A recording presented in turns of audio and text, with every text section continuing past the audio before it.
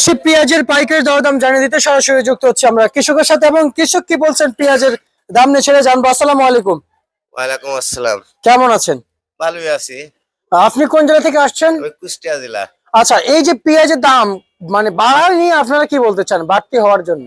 পেঁয়াজের দাম এখন ধরেন যে আমরা তো বেচা কিনা প্রায় শেষ করে দিলাম, মানে আইগরেটা বুঝলেন, তো আমার ধরেন যে মেলা টাকা 25 টাকা লস হয়ে গেছে ধরেন, আচ্ছা, বুঝলেন। আর আয় যায়নি তো আরো ধস নেমে গেছে পেঁয়াজে ধরেন। হ্যাঁ, এখন আর আমরা আর বলি কি করবো, কি ধরেন যে দেশের সরকারও ধরেন তো কিত নেয় না, বা কোনো এমপি মন্ত্রীরাও নেয় না ধরেন। হ্যাঁ, আমার এই কথা তো নেয় না, চাষিরা আমার এই কথা নেয় না, কেউই নেয় না, আচ্ছা। বুঝলেন। আজ তো বেচলাম 32 টাকায়, মানে আজকে 32 দেশি পেঁয়াজ দেশি পেঁয়াজ। আজকে সর্বোচ্চ কত? সর্বোচ্চ 32, সর্বোচ্চ 32, সর্বনিম্নে সর্বনিম্ন ধরেন যে 28 29 এরকম, 28 29 টাকা, 26ও আছে, আচ্ছা। বুঝলেন।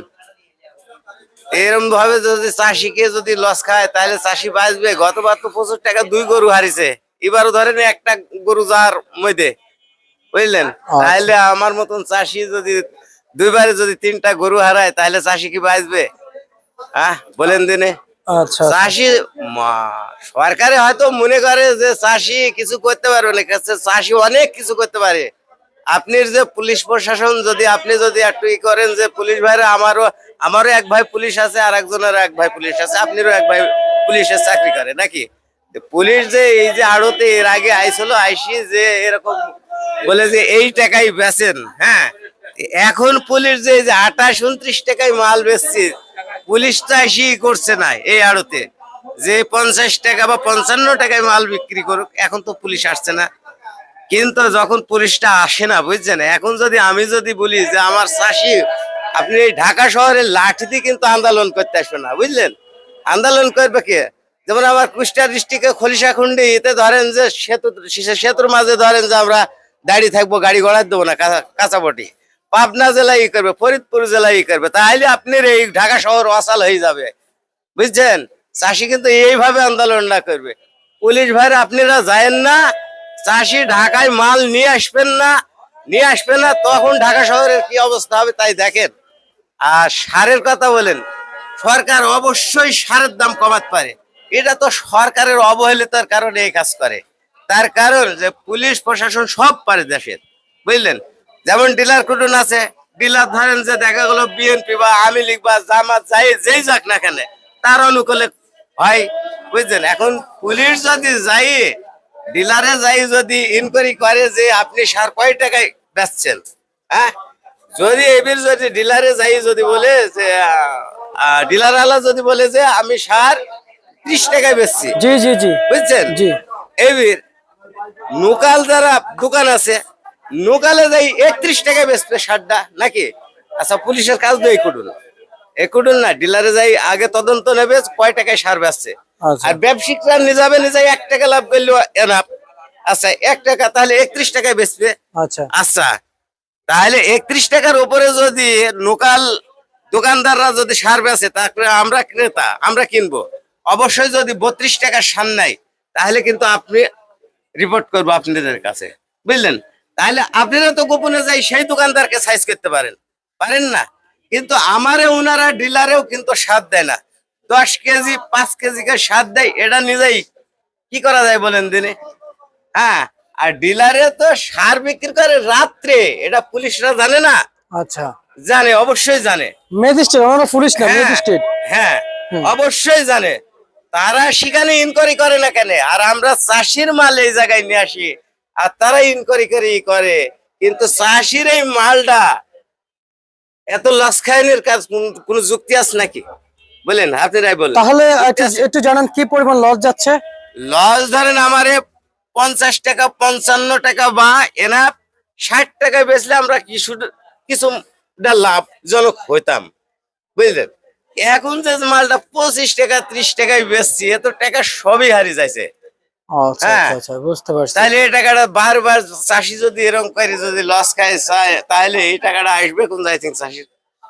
এদিকে নিয়ে এবারে ধরেন সরকার ধরেন যে চাষির বেতন বাড়ি দিল পুলিশের, চাষির কি অবস্থা? আচ্ছা চাষির কি অবস্থা বলেন দিনে? হ্যাঁ মানে কৃষকের অবস্থা বিলকুল। হ্যাঁ বিলকুল। আচ্ছা তাহলে তাহলে আপনারা মানা করেন যে পেঁয়াজ করেন না, ধান করেন না, করেন না, কিছু করবে না, চাষি কিছুই করবে না, বুঝলেন? আচ্ছা। আপনার দরকার না, তার কারণে আপনি সকালবেলায় উঠবেন, কার মাল খাই আসেন? চাষির মাল খাই আসেন। আপনি তরকারি, সবজি, ধান যাই খান না কেন, চাষির মাল খাই আপনি এই পেট ভরে, বুঝছেন? জি, জি। আর সেই এই পেট ভরাতে আপনি অবমান্য করেন কেন? এসব অবমান্য অবহেলিত করেন কেন চাষিকে? এটা আপনাদের খারাপ না? তা তো অবশ্যই। আপনি না হয় আপনি 5টা ভাই আছে, আপনি চাকরি করেন, আপনার বেতন বাড়িয়েছে, আপনি হাসি খেলে ই করছেন। আর 4টি ভাই আপনি ঠিকই আমার মতন চাষি চাষাবাদ করছে।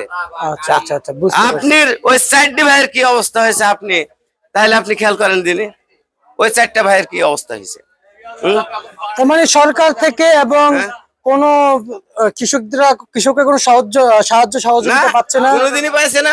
আরো বাজার বাড়লে অভিযান চলে।